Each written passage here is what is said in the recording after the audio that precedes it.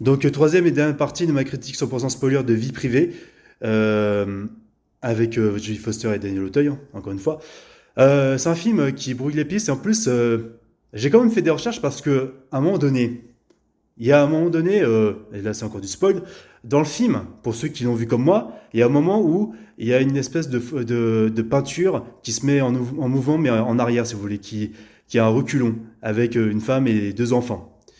Je sais pas trop où ça voulait en venir exactement.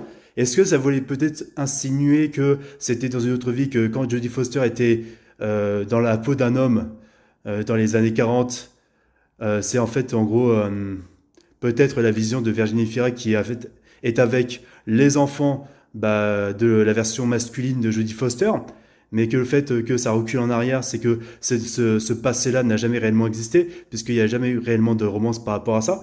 Il y a quelque chose qui est assez perturbant par rapport à ça, mais qui est perturbant dans le bon sens du terme et qui est nécessaire dans le récit pour vraiment brouiller les pistes et pour remettre en question le spectateur sur la perception de la vie et même la confrontation finale entre guillemets avec le méchant.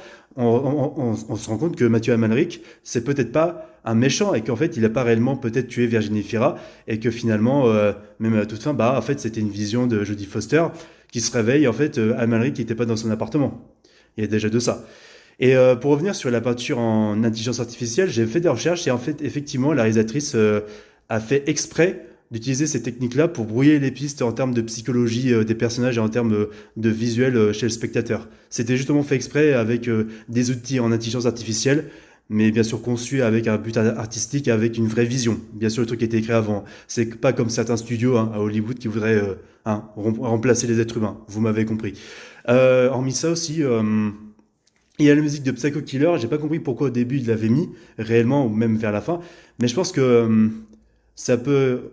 Ça va avec le récit du film, puisque c'est un film à point de vue finalement, et ça va avec l'aspect que Jodie Foster essaye de pas perdre la boule, même s'il y a ce côté Psycho Killer, voilà, du coup, du tueur psychopathe qui aurait pu faire du mal à Virginie Fira, et voilà, il y a cette idée où elle est en entre-deux, voilà, entre sa psychologie, même si elle essaye de renouer ses liens avec sa famille, c'est ce qui compte, c'est que peut-être le boulot de psychiatre l'a trop embouriffé, ce qui fait elle est partie en, en dérive psychologique par rapport à Virginie Fira, avec qui elle avait un crush, tout ça. Bref, tout ça pour vous dire que un film très complexe, mais qui reste simple, mais qui reste très bien joué, avec une très belle lumière qui retranscrit bien les différents décors et les différents aspects de chaque scène, de chaque ambiance des personnages, par rapport à tout ce que je vous ai dit avant sur la technique. Allez voir ce film-là, allez le revoir avec des amis, et c'est tout ce que j'aurais à dire. Merci à tous, et on se dit à la prochaine, Cinéphile.